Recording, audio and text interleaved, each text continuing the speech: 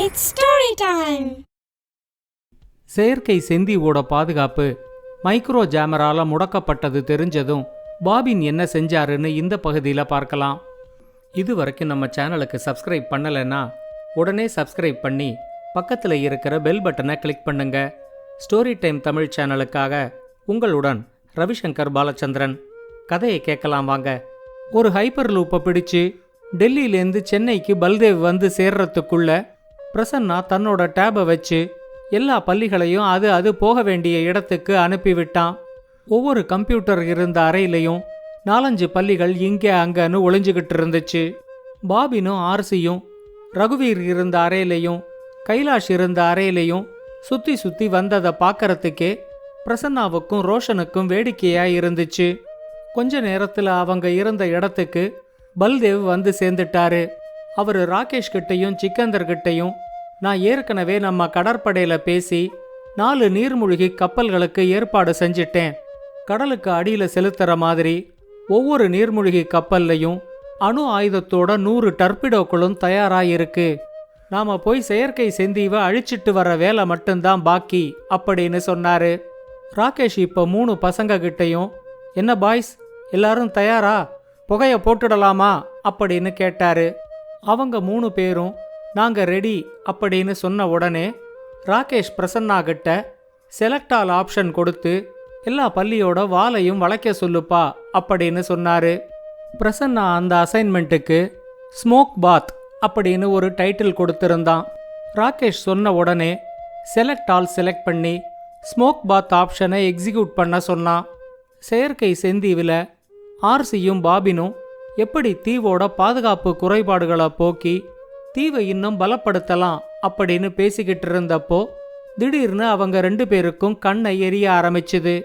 அவங்க இருந்த அறையில ஒளிஞ்சுக்கிட்டு இருந்த பள்ளிகள் தங்களோட வாலை வளைச்சு கண்ணுக்கு தெரியாத புகைய வெளியே விட்டுச்சு.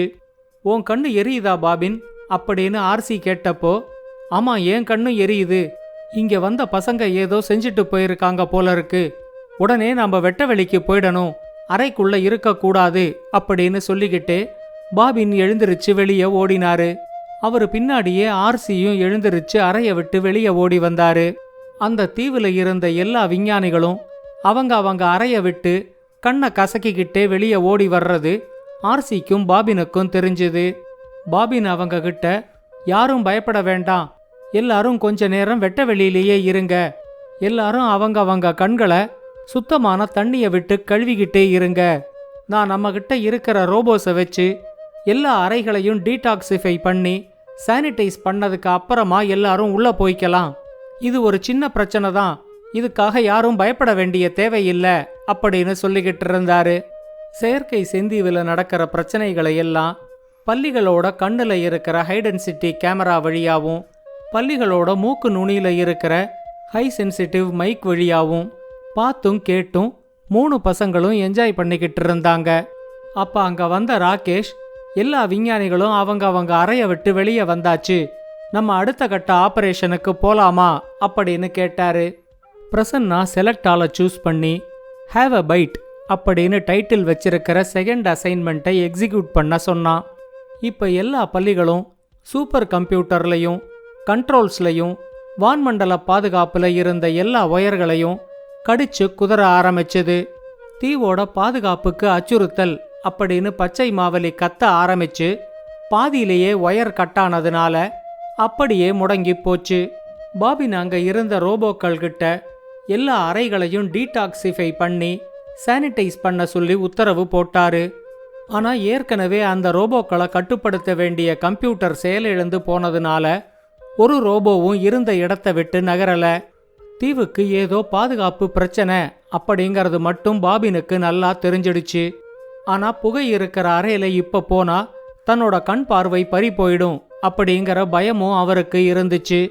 என்ன செய்யறதுன்னு தெரியாம அவரு முழிச்சுக்கிட்டு இருந்தாரு. அடுத்து வந்த 1/2 மணி நேரத்துக்குள்ள வான்மண்டல பாதுகாப்பு அரண் நீலமேகவல்லி முடங்கி போச்சு. கடலுக்கு அடியில பாதுகாப்பு பணியில இருந்த ரோபோ திமிங்கிலங்களும் நீர்மூழ்கி பாதுகாப்பு வீரர்களும் முடங்கி போனாங்க. பச்சை மாவலி முடங்கி போச்சு. பெரிய ஆபத்து வரும்போது தீவை ஒரு இடத்திலேருந்து இன்னொரு இடத்துக்கு கொண்டு போற நீர்மூழ்கி கப்பல்களும் முடங்கி போச்சு. தீவுல உள்நாட்டு பாதுகாப்புக்காக இருந்த எல்லா ரோபோக்களும் முடங்கி போச்சு. ஏதோ பெரிய சம்பவம் நடக்க போகுது அப்படிங்கிற மாதிரி பாபினோட உள் உணர்வு சொல்லிச்சு. இதுக்கு மேல தாமதிக்க வேண்டாம் அப்படின்னு முடிவு பண்ணி அவரு பாதுகாப்பு உடைகளை போட்டுக்கிட்டு தீவுல என்ன பிரச்சனை நடக்குதுன்னு பச்சை மாவலி கிட்ட கேட்கலான்னு ரகசிய அறைகிட்ட வந்தாரு. அதே நேரம் சென்னையில ராகேஷ் 3 பசங்க கிட்டையும் பள்ளிகளுக்கு கொடுத்த 2வது அசைன்மெண்ட்டையும் நம்ம பள்ளிகள் சிறப்பா செஞ்சு முடிச்சிருச்சு, 3வது அசைன்மெண்ட்டை பள்ளிகளுக்கு கொடுத்துடலாமா அப்படின்னு கேட்டாரு. பிரசன்னா இந்த 3வது அசைன்மெண்ட்டுக்கு மிஸ் யூ பல்லீஸ் அப்படின்னு ஒரு டைட்டில் கொடுத்திருந்தான். செலக்ட் ஆல் கொடுத்து மிஸ் யூ பல்லீஸை எக்ஸிக்யூட் பண்ண உடனே ப்ராசஸர் பக்கத்துல தயாரா இருந்த எல்லா பள்ளிகளும் உடனே வெடிச்சு சிதறி எல்லா ப்ராசஸர்களையும் ரெக்கவர் பண்ண முடியாத அளவுக்கு டேமேஜ் பண்ணி விட்டுடுச்சு. ஒரே நேரத்துல எல்லா அறைக்குள்ளேந்தும் வெடி சத்தம் கேட்டதும் இந்த பிரச்சனை தான் நினைக்கிறத விட தீவிரமானது அப்படின்னு பாபினுக்கு புரிய ஆரம்பிச்சுது.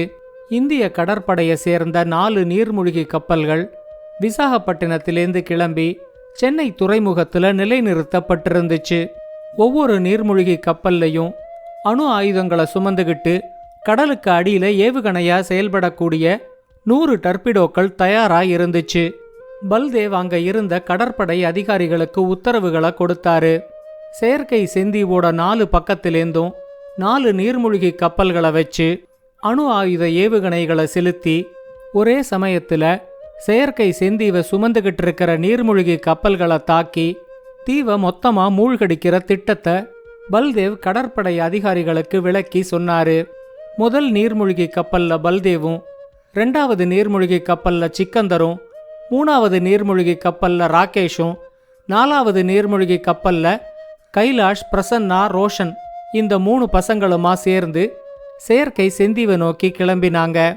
செயற்கை செந்தீவோட எல்லா பாதுகாப்புகளும் முடங்கி போயிருந்ததுனால இவங்க போன நீர்மூழ்கி கப்பலுக்கு வான் பாதுகாப்பு அரண் நீலமேக வல்லியினாலேயோ இல்ல கடலுக்கு அடியில இருந்த நீர்மூழ்கி ரோபோ வீரர்களாலேயோ இல்ல ரோபோ திமிங்கலங்களாலேயோ எந்த பிரச்சனையும் இல்ல. அடுத்த 6 மணி நேரத்துல 4 நீர்மூழ்கி கப்பல்களும் செயற்கை செந்தீவோட 4 பக்கத்திலையும் நின்னு டேக் பொசிஷன்கிற நிலைப்பாட்டுல இருந்துச்சு.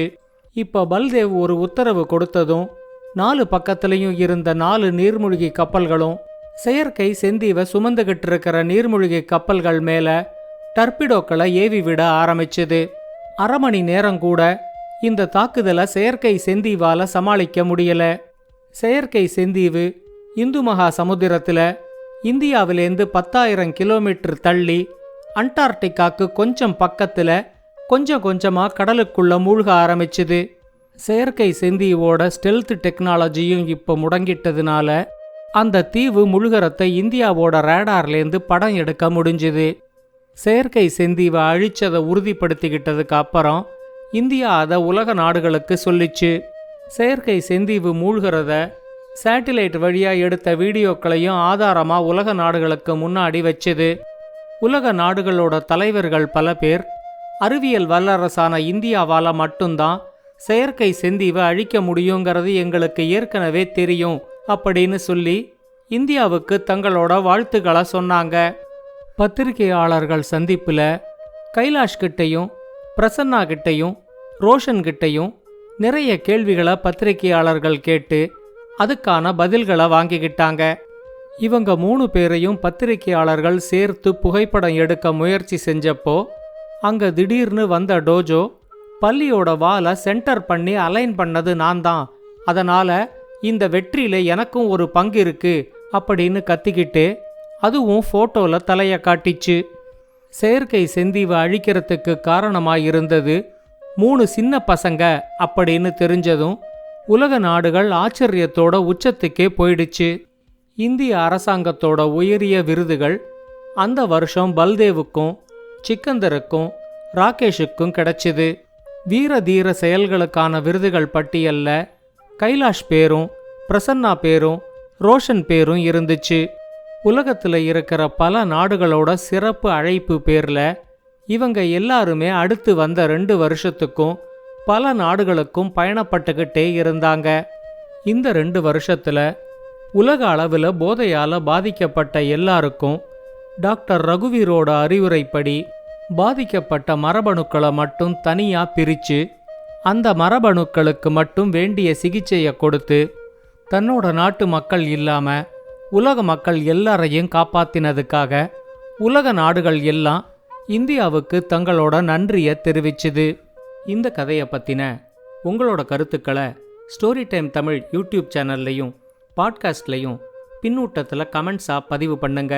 இந்த கதை உங்களுக்கு பிடிச்சிருந்தா லைக் பண்ணுங்க, கமெண்ட் பண்ணுங்க, ஷேர் பண்ணுங்க. மறக்காம ஸ்டோரி டைம் தமிழ் சேனலை சப்ஸ்கிரைப் பண்ணுங்க. அப்படியே பக்கத்துல இருக்க அந்த பெல் ஐகானை கிளிக் பண்ணுங்க.